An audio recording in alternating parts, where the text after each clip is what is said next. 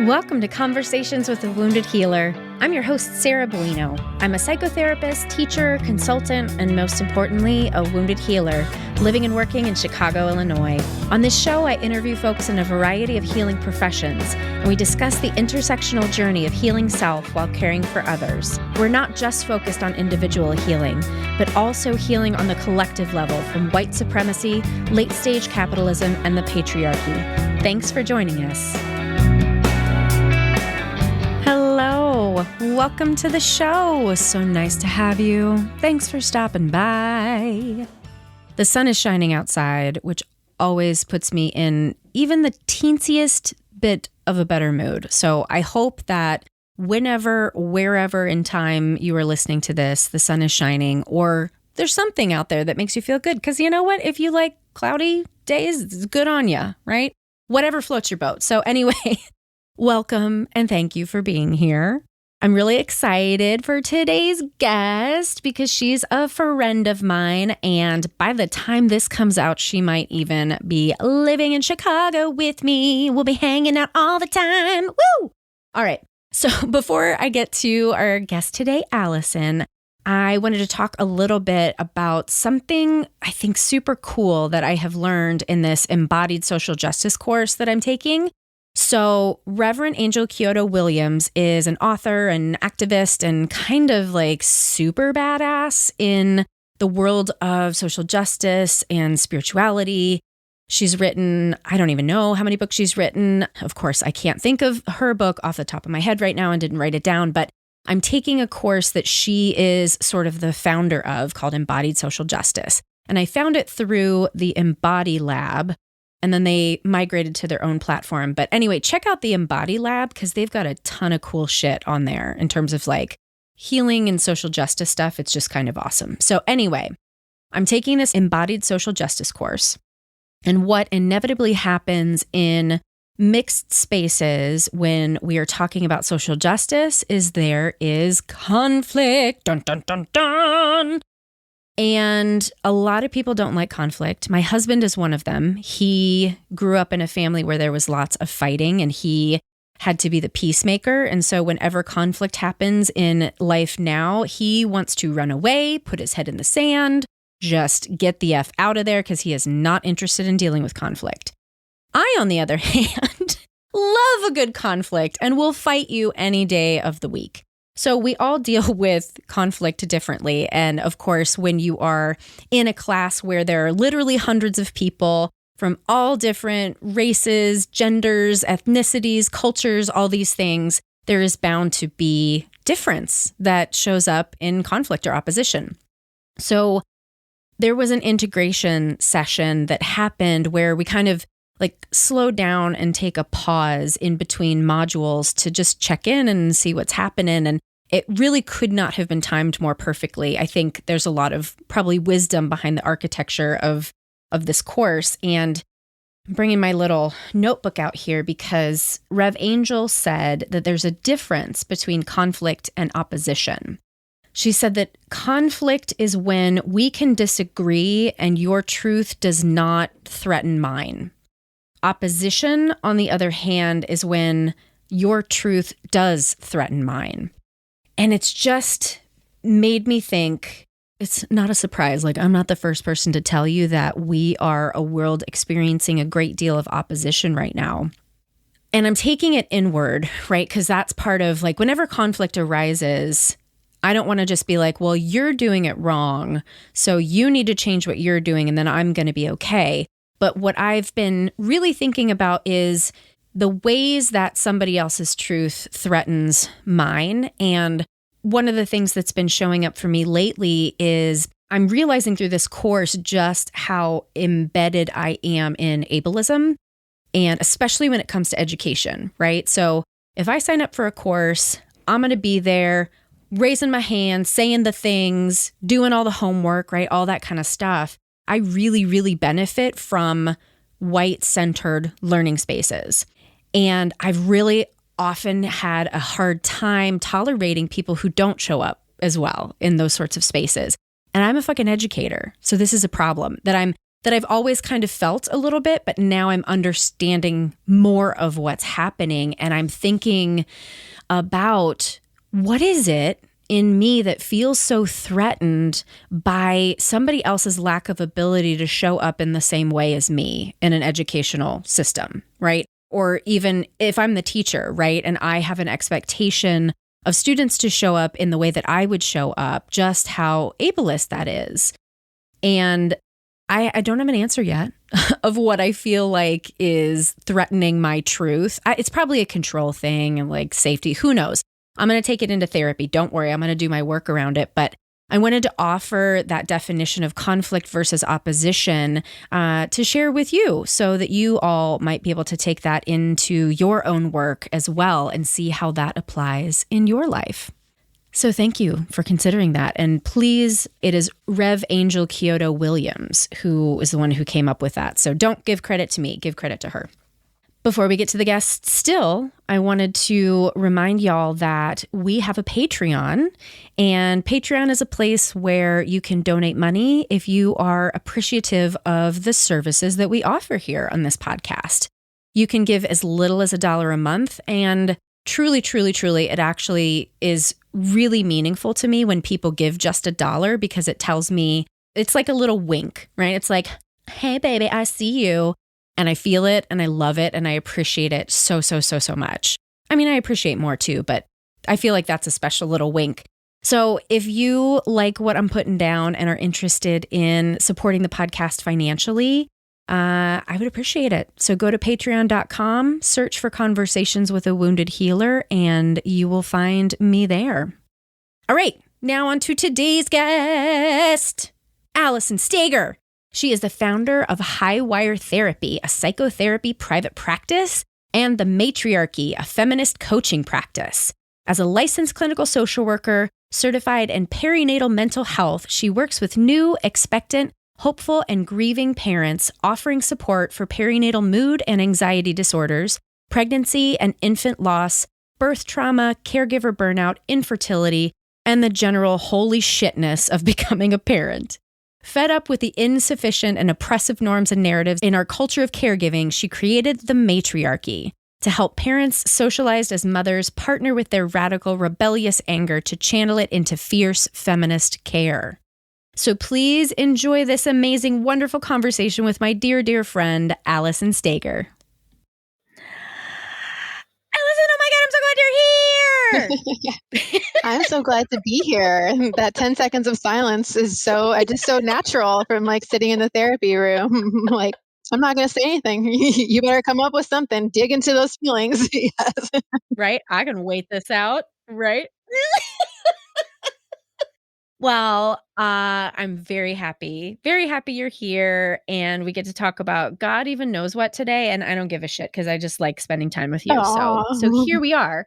So for people who don't know who you are, tell us a little bit about yourself. Yeah, so I am a licensed clinical social worker in Louisiana, pending in Illinois. Yeah, she's moving to Chicago, folks. I am. And I am also certified in perinatal mental health through Postpartum Support International. Better get it right. Yes. And I have a solo private practice here in New Orleans called Highwire Therapy. And I specialize in, surprise, surprise, working in perinatal mental health. So that covers postpartum mood and anxiety disorders, infertility, pregnancy and infant loss, birth trauma, adjustment to parenting, infertility, the whole shebang. And then I am also in birthing in the nascent stages of building a coaching business. My business is called the Metairie, and it focuses on helping people who identify as mothers or who have been socialized as mothers in cultivating and befriending their rage and anger and turning it into fierce feminist care. Fierce feminist care. It's hard to say, but it's so important. So I can't wait to dig into that. But first, I really love therapist origin stories. So I'm really curious how you became an LCSW. Why? What? Tell us everything from birth forward. It's funny because I was thinking about that, and I could tell you like, okay, well, on this date I did this, and I took my training from Postpartum Support International, and or, whatever. But I don't care about that shit. I care about the real shit.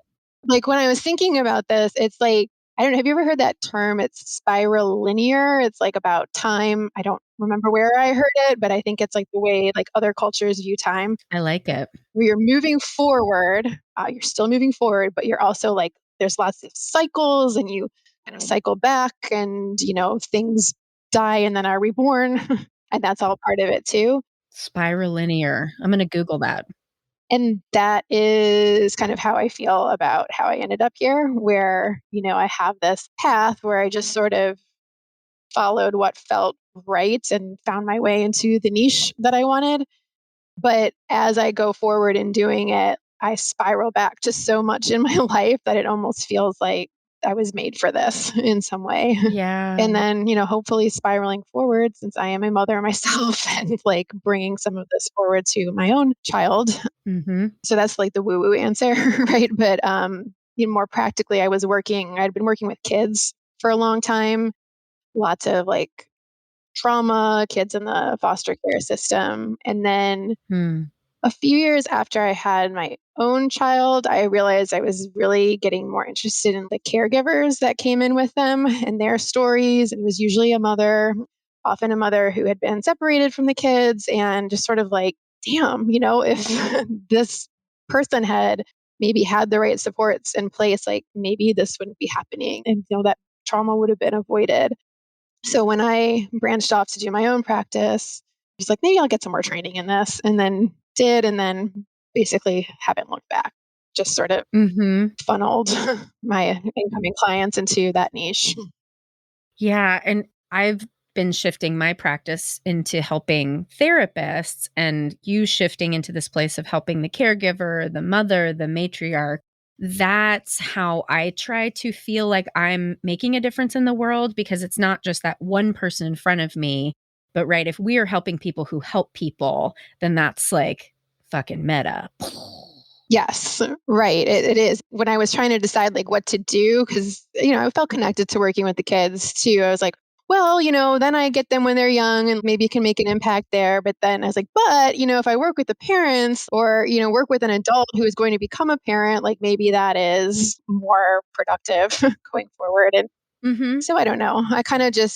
I like to root in the idea of, also not my idea, something I heard somewhere, but like that the healing we're doing now is like healing the generations before and the generations yet to come. Yeah. So hopefully bringing that for my clients, but also doing that for myself very much. Yeah. Yeah. Actually, I think Shauna Marie Brown said that on when I interviewed her on my podcast too. Like we were talking about that forward and backward healing of generations. And that makes me think, let's tell people all about how we know each other, because there's going to be so much of that sprinkled into the conversation, just to give people context. So do you want to share our first encounter together? Okay. Yes. So we met as part of it was just called like a small group. Yeah, just like a breakout small group. Small group and breakout group in a larger training, Decolonizing Therapy for Black Folk by Shauna Marie Brown is the person who facilitates that. And it's fucking amazing. And literally everyone It in the is. world should do it. It was like transformational. Everybody should do it. Yes. Anybody in a helping or healing profession, doesn't even have to be therapy. Run and get thee to this training. Yeah. Especially, like if you're a white person, I would say. Yes. Anyway, so we were in a little group, and then we said our goodbyes and finished up. And then we found ourselves also part of an 8-person mastermind group, a coaching group. Yep. And, what are the chances? We just landed in there together. Yeah. I think like the statistical likelihood of that happening is so fucking slim. And so as soon as I saw you were going to be in Annie Schuessler's group, who was also a guest on the podcast, and as soon as I saw you in there, I'm like, we're going to do something together. And I don't know what it is, but like clearly we are supposed to have the same knowledge. We're supposed to have this connection. And I still don't even know what it is, but I just love that we're connected, and I love supporting you. And everything you're doing. And Yeah. you're a fucking badass bitch. Thanks. Maybe we'll just hang out and like ride the blue line together or be neighbors or something when I move. That's good Exactly. enough for me. We'll just get on the train and just ride. That's it. Just up and down from O'Hare to Forest Park. So let's talk about fierce feminist care, right? Tell me all about Yes. that. Well, okay. So as somebody who is a mother, but also holds like other care identities, I'm the eldest daughter in my family and I'm a therapist. I worked in community mental health. I've been a teacher, teaching assistant. I worked in that capacity. And I think this is where some of our work crosses over with your work working with healers and therapists is I'm sick to death of just the narrative around what it means to be a, quote unquote good caregiver where you're supposed to, there's so much like false reverence around like, oh, this is just the most important job and you guys are amazing. But there's like crumbs to back you up. But then there's such a sense of guilt around backing off of any of that. Yes. And you're doing something different because then the narrative is like, well, then I guess you're just not cut out for this, or like you're not committed to this work, you're not a good mother. Yeah. So I think that care and caregiving is super important, obviously, and like not just caring for our children, not just self-care, but also like building community care, like building a new culture that is hopefully more justice oriented, care for the earth, care. I mean, there is like all sorts of ways that can go. Yeah. But it needs a little bit of a revamp, I think, so that it is coming from a place that is kind of pushing back on those more oppressive messages, which clearly come from white supremacy, the patriarchy, capitalism, etc., and is more kind of rooted in what each individual wants to be doing, feels they are kind of called to do, figuring like even the act of like allowing yourself as a mother to think about what that might be and that there could be like a purpose for you outside of mothering is different. Mm-hmm. So I have like 6 principles of feminist caregiving that I came up with. The first one is it requires fucking consent, so let's not just I'm going to just talk about motherhood here, make the mother, the birthing parent be the default caregiver just because. And it also requires conservation of resources. So not burning yourself out as an act of like glory and value and virtue. Mm-hmm. And this is why it's important that it's not just about the individual because, we could do all this shit on our own, but if we're thrown into this larger context where it's still like every man for himself, then what's that going to do? Mm-hmm. Let's see, what are the other ones I came up with? Oh, storytelling. So being able to talk about what it is to be a mother or to be a birthing parent and like all those parts and like it not have to be this like, and then I healed and it's better. And like, I stopped the chain of intergenerational trauma. Like, no, a lot of people are just still actively struggling with shit, even as they are parenting and doing a damn good job parenting. One doesn't always have to do with the other. And regeneration, I think, was one of them. So being able to sort of rebuild yourself and turn into something different, but it's not like this completely, brand new you. I see a lot of mothers kind of struggling with that was then and this is now, and like never shall the two meet. So bringing those together. And expansion or expansiveness, I think, was the other one. You can tell these are not like the things that I bring forward, but just like the general principles here. Yeah. So yeah, just letting yourself be all like take up space, make room, give yourself the physical, literal or figurative space to find your way as a parent because we do a shitty fucking job of that in our culture. Like it's just like, okay, you had the baby, bye. Everybody brings a casserole and then you're on your own and back to work and you better not act like you had a baby or need anything different right now. Mm-hmm. And in all that you're saying, what I hear is intentionality, cooperation, and subjectification as an opposition to objectification. I mean, that's really what I hear. And all of a sudden, something is changing in my brain where I feel like I have access to a different type of knowledge that doesn't always have words. So sometimes I'm like, I feel this concept, I can taste this concept, and yet it's really hard to speak about. So I think to kind of go like really big with it, we've been in a patriarchal way of being for a really long time now. And our original human ancestors were very much collective and probably a more matriarchal sort of society, right? And we've been in a patriarchal system. We know the divine feminine is fucking rising up like a phoenix right now. And I think that in this point in history, we have an opportunity to not throw away the patriarchal, because we need both feminine and masculine energies, right? Mm-hmm. And I say that not from like a gender, but an energetic quality. And what I hear you talking about, so when I said the word cooperation, I think that's what I mean, is this like blending of, not throwing out, we're not feminists who are like, fuck the patriarchy and everything about it is bad. It's like, why can't we actually marry these concepts? Why can't we hold a way more nuanced view of being a mother, being a father? I love the term birthing parent. I'm guessing that's probably like the gender neutral way to talk about, which, see, I fucking love learning these new terms all the time. I'm really excited about being in this time in history where we're recreating something that has never existed before. Mm-hmm. Yeah, I think that's true. I mean, like using those more patriarchal or like masculine qualities, not in a power differential kind of way, and not Right. in a gendered way, Right. as you said. There's a woman named C.V. Harkwell who talks a lot about like feminine versus feminist qualities, and why are we saying one is like has to be assigned to like a certain gender, like Mm-hmm.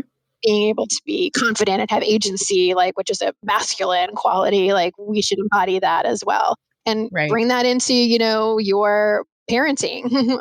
Well, it's receptive versus active, right? So if we could take the gender, like if we go to the yin yang concept, right? Like it's just that we've decided that masculine is active and feminine is receptive and passive, but that doesn't mean anything. Right.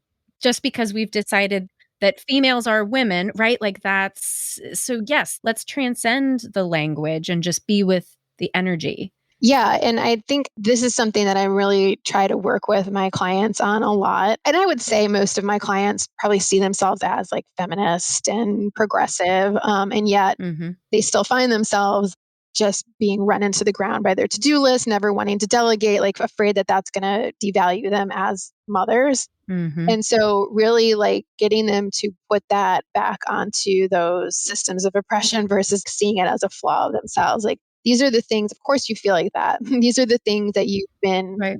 ingrained with and that you've been told are the right way to be. And it can feel very hard to embody being different, even if you intellectually know that it should be different or would feel better if it was different. Right. So really like a lot of work there too is examining like, okay, so what are these features of white supremacy, like perfectionism and objectivity, Yes. and obviously like tons of gender stuff in there. And Mm-hmm. I like to throw in a lot of diet culture stuff too, which I know is sort of like a subset of a lot of these other larger ones, but like it seems really prevalent Yeah. Yeah. in motherhood too. Like there's get your body Mm. back and like, even the idea of like what the mother is, that this, earthy white woman on Instagram, with like long hair, Right. so Right. I work with them to sort of like examine that. And it feels there's a lot of relief and a lot of space there when they can, be like, that's the villain, which I call it the mommy complex. That's the villain, not me. Like, I'm not a shitty mother. Right. I just exist in this like shitty idea of a mother. And just like in therapy, we are helping our clients see ways that their parents failed them, because it's perpetual generational trauma, right? We are not saying, okay, now blame your parents for everything, but we want a client to, instead of just blaming themselves for everything, we want them to put responsibility where it is due Yeah. and have the agency to do something to transform that, right? And so Yeah. that's exactly what I hear you saying as well. Is, again, it's not like this, like, well, fuck the patriarchy. Okay, it's all gotta go. Like, yes, it has to go. And yet we have to know how to participate in it Mhm. so that we can do something about it and not just blame ourselves. Yes, we have to know the correct way to betray our privileges and betray those things. So, Ooh, I love it ooh, say that again. this is the phrase I heard from a person named Alon Peleas. Believe that is how it is pronounced, how their name is pronounced. It was just part of a sentence that they said on another podcast of like talking about white people needing to betray their privileges. And that word is so powerful Yeah. that just like, peace, fuck you. Like, I'm out of here. This isn't working for me. Right. And I think because a lot of my clients probably are more privileged and have, Mm-hmm. fewer marginalized identities, that is something we work on too, is, because they want to betray them, but they also feel like, what does that look like? Is that Mm-hmm. safe? So, Yeah. yeah. So I love that you are infusing that in the work you do. And are there some like creative things that you've helped clients come up with in terms of betraying their privilege? I just love this concept.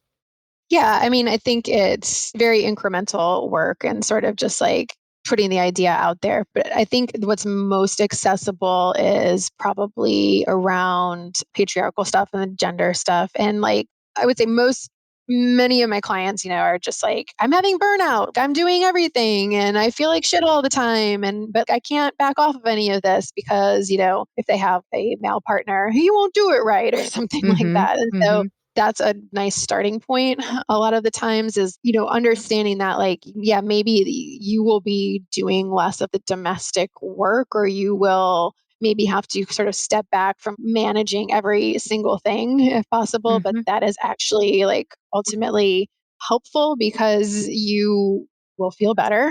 Right. But then also like, it helps your partner sort of step into more of this hands-on or Mm-hmm. nurturing role. Mm-hmm. And nowadays, more men and dads are open to that, but maybe don't always understand the complexities of it, of how to like take ownership of an entire task Yes. instead of like seeing it all the way through to the end. I have a knowing eye roll over here. Rich, I love you, but baby, some things. Oof. But, yeah, and then also like betraying perfectionism too. Yeah. That's a huge one of kind of coming to accepting the idea around like you are going to miss things in raising your child. By that I mean it is not possible for you to meet every singular need that your child is ever going to have for the duration of their life. Mm-hmm. And you have to get comfortable with that and not let that sideline you or distract you from actually being sort of in your brilliance as a parent, whatever that is. Yeah. So many people come to me like, oh, I thought I had like a great childhood. And then like I'm having my own baby and like all this shit is coming up that I need to examine. Yeah. And so that's also what I mean by sort of like healing these past generations. Like, can you see your Mm-hmm. parents, grandparents as human beings, and it might not be your journey that you have to forgive them and heal with them, but like Mm-hmm. also understanding maybe they weren't setting out to like fuck you up. Right. And you're not doing that with your kids either. Yeah. Yeah. Well, I'm really curious how all this has shown up in your own life because you're a mother and you're married to a man, right? I am. So, what does this all look like in your day-to-day practice?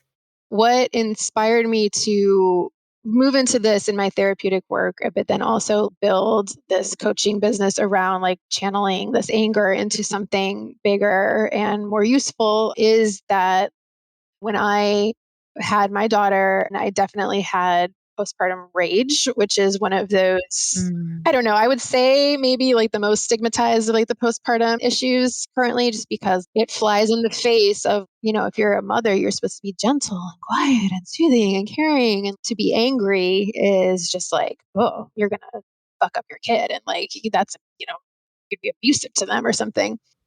Mhm. So postpartum rage is gaining more traction now. And I remember the feeling of relief I had when I first heard that term.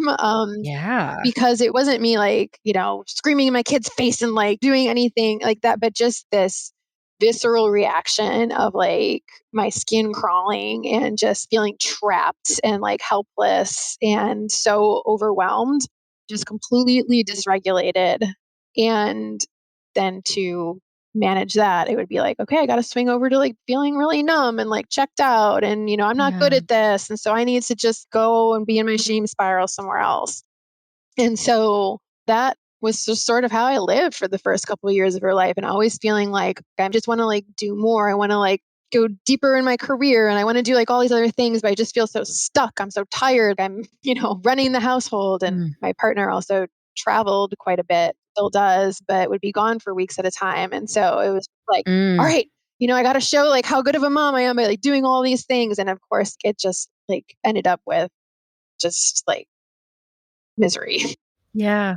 And so the first time I had a therapist kind of name that for me and connect it to just like, hey, you've actually like, as we explored, like you've actually always had trouble regulating yourself. And maybe that is some of the attachment wound stuff I had, although I would say I was very securely attached and had loving, wonderful, supportive parents as well. But I've always had really big emotions. I know that I was a very colicky crybaby kid. Same.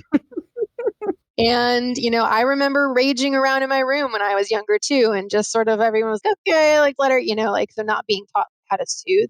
Right. Because they just didn't know, because they're human beings, right?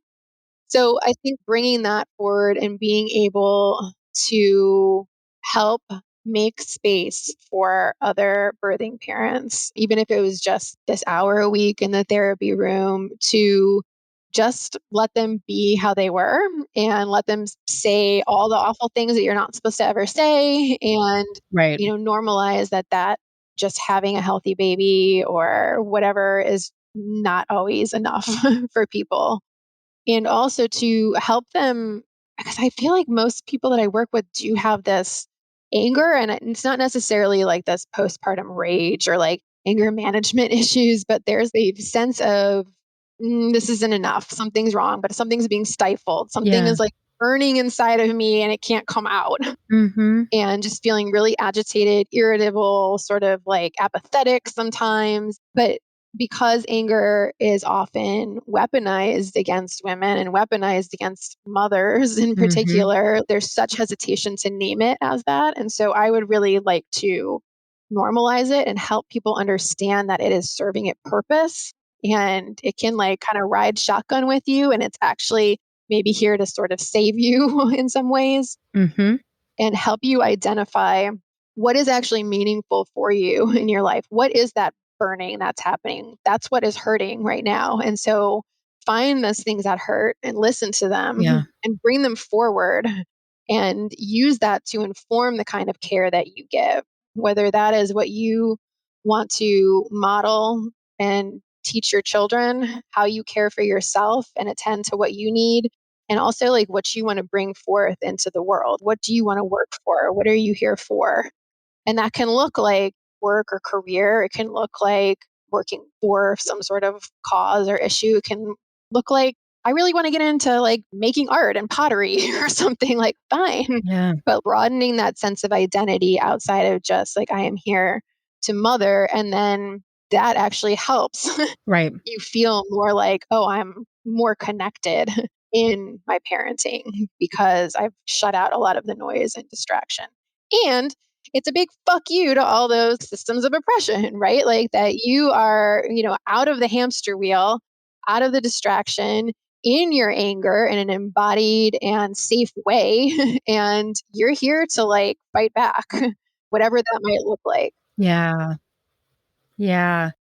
I often think about, I feel like right now, for whatever reason, the world feels like it's moving so quickly and there's just not enough time to do everything. And I think about the women who fought for women's rights in the 60s and the 70s, and then the mothers in the 80s who were told they could have it all. They could have the career and have the children, and how that has perpetuated forward, because I think the concept was you can do all of it and you can do all of it really well.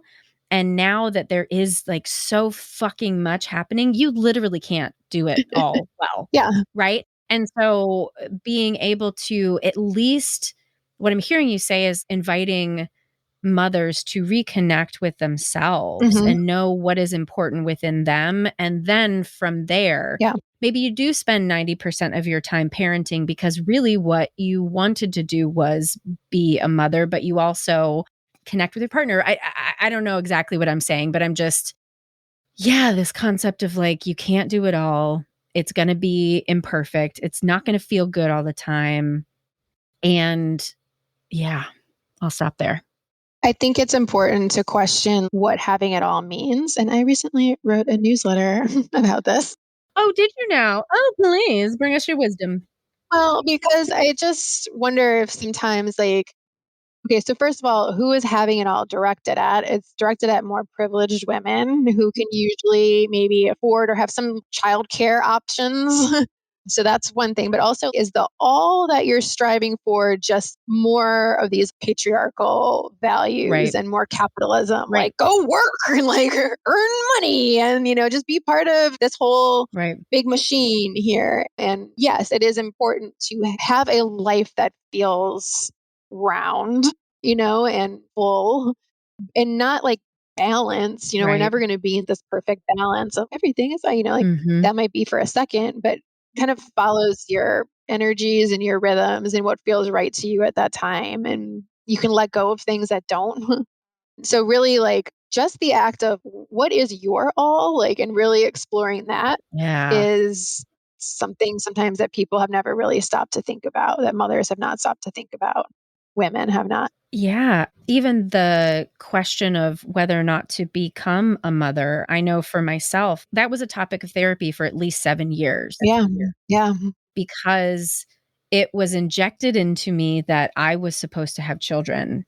It took 7 years to sort it out that no, I actually don't want to have children. And the grieving process of who am I if I'm not going to be a mother, something I thought my whole life I was going to do? Does that make me a bad person? Am I selfish? Like, it's so complicated, this choice to have children. And yet, I don't know how many people actually consciously think about it.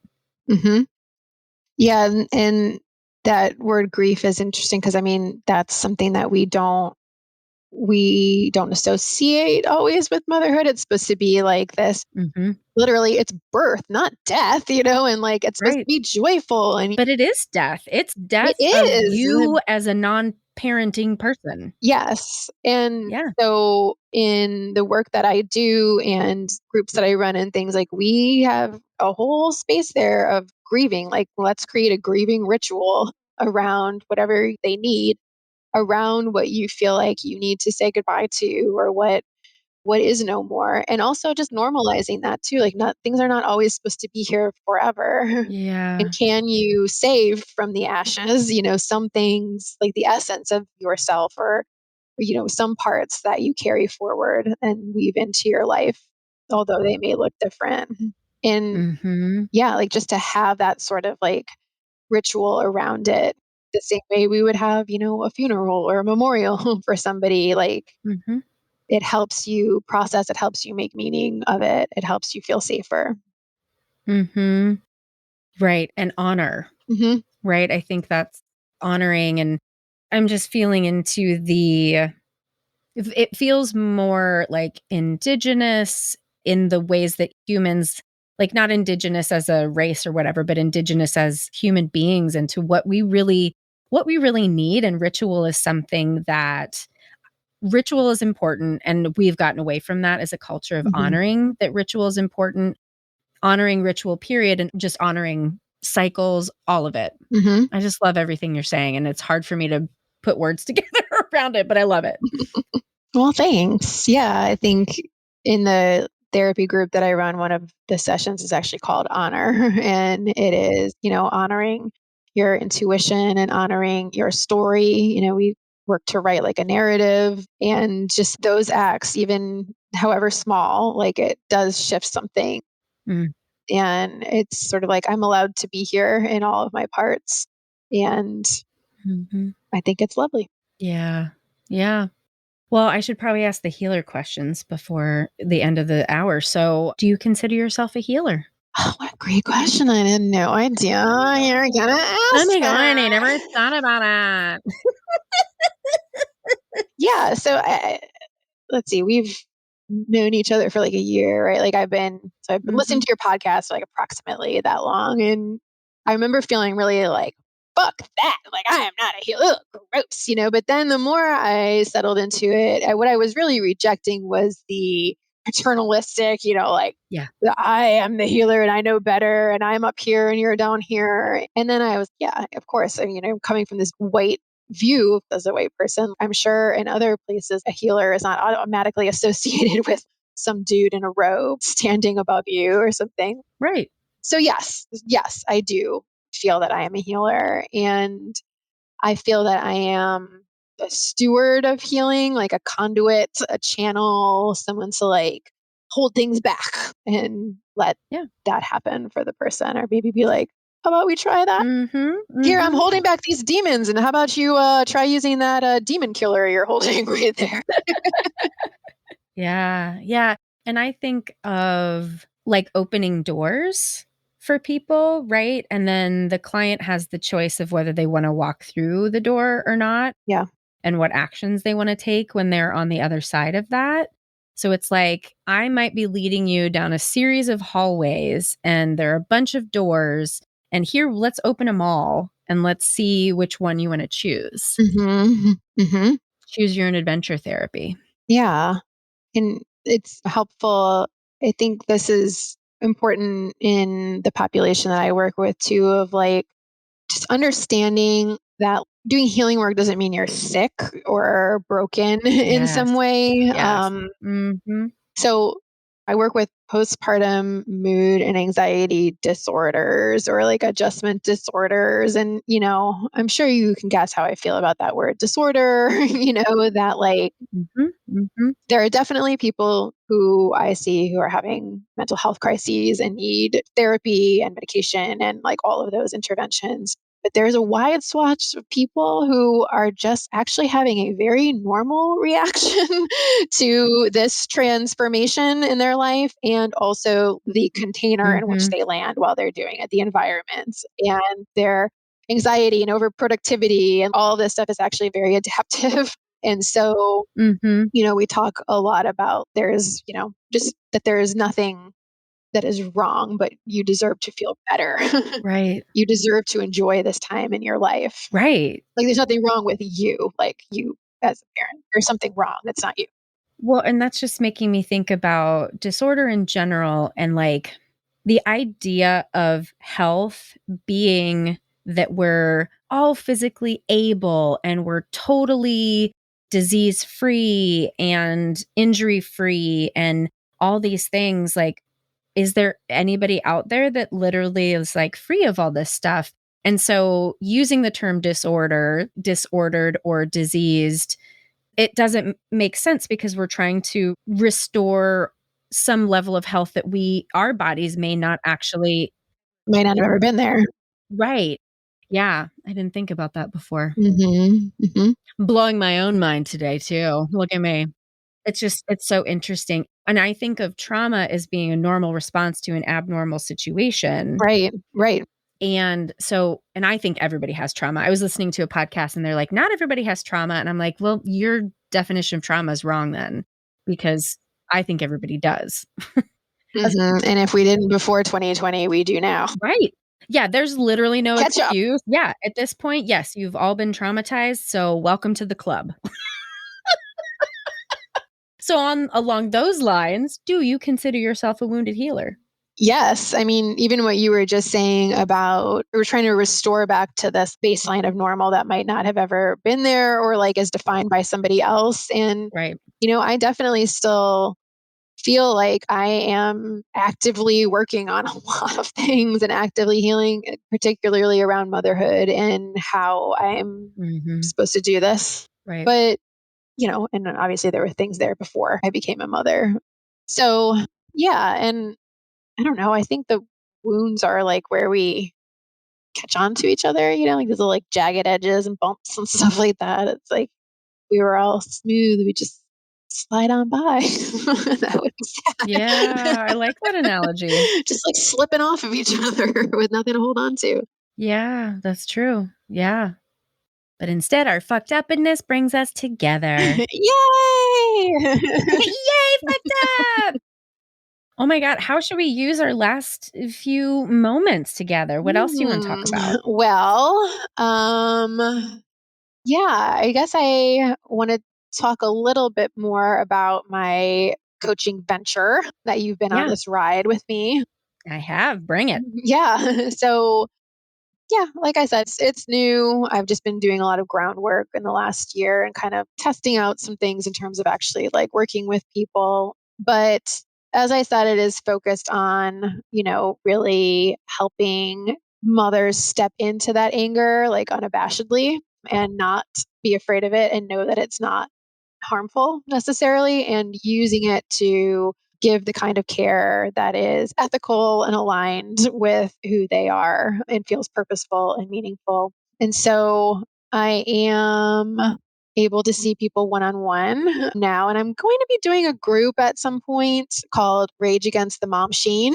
Like, you're really good at marketing. Oh, thanks. Everyone follow We Are the Matriarchy. That's the Instagram. Yes, my Instagram is We Are the Matriarchy, and my website is welcome to the matriarchy.com. Let's get those confused. I'm just trying to feel out sort of like when I have people who are ready for it. Yeah. But I'm really excited about it because we have also talked a lot about the limitations of therapy and how there are a lot of people leaving the therapy profession. And I'm not doing that. I still really like that part of my life, but Mm-hmm. I don't want to be doing just that. Yeah. I wanted to create something that allows me to use a lot more parts of me and be creative and just sort of come to people in a different way. Mm-hmm. And that's just been very exciting. And eventually, I want to expand it into also like some business coaching myself, of Mm-hmm. finding those things that you're angry about as a mother, and also like using that to build small helping healing businesses like private practices or coaching businesses. Mm-hmm. I think it's pretty clear from the last 2 years that traditional work just isn't working for a lot of people, Yep.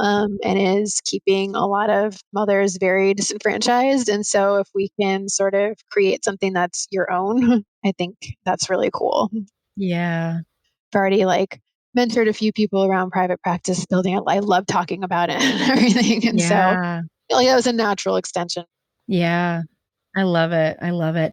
I have a feeling that 10 years, maybe even 5 years from now, our profession is gonna look so different. So different. Yeah. Everything has changed, and I don't know that everyone realizes just how much things have changed, and I feel like I'm in tune enough with a lot of different people in different places, and I keep seeing therapists shifting out of this one-on-one because people are just we're so tired, and we need Hmm. other ways to be able to, as you said, regenerate for ourselves and still care for people, and I don't know.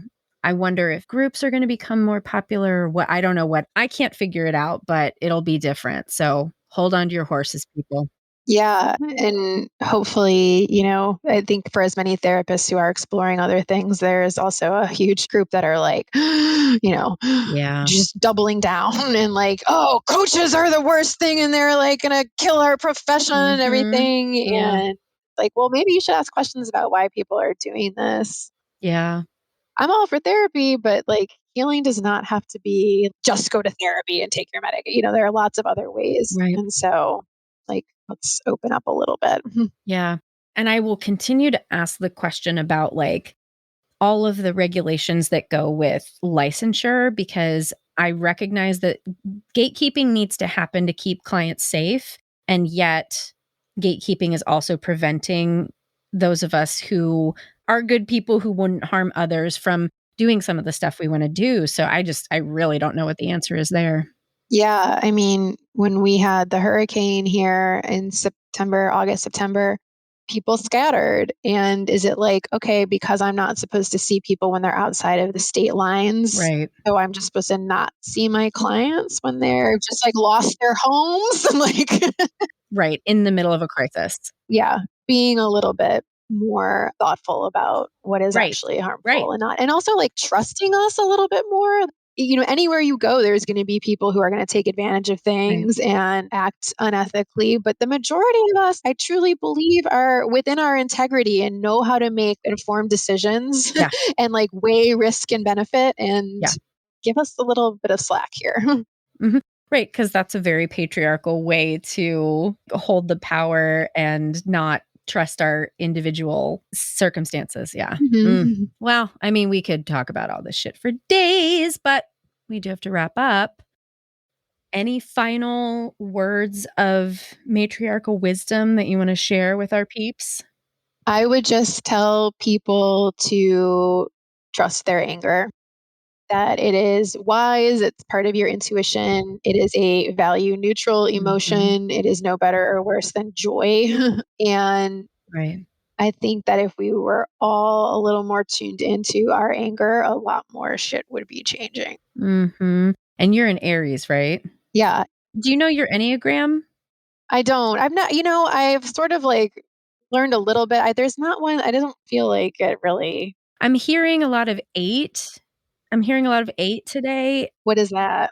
I don't remember what the term is, but 8, 9, and 1, anger is, like, the primary emotion for those numbers, and I'm hearing a lot of 8 energy because I always think of the 8 as, like, a social justice warrior type person, and usually I don't get along with 8s because they're probably not healthy, but the way that you talk about the relationship with anger, because of course, like, anger can be bad if it's used inappropriately, Mhm. but the way that you're talking about it is not that. It's so nuanced and it's so yeah, it's reclaiming. Yes. Yeah, Yeah, and most people that I'm working with are not directing their anger harmfully at other people or anything. They're more directing it towards themselves and causing that harm exactly, towards themselves. exactly. So, Yeah. I don't know, maybe I am an 8.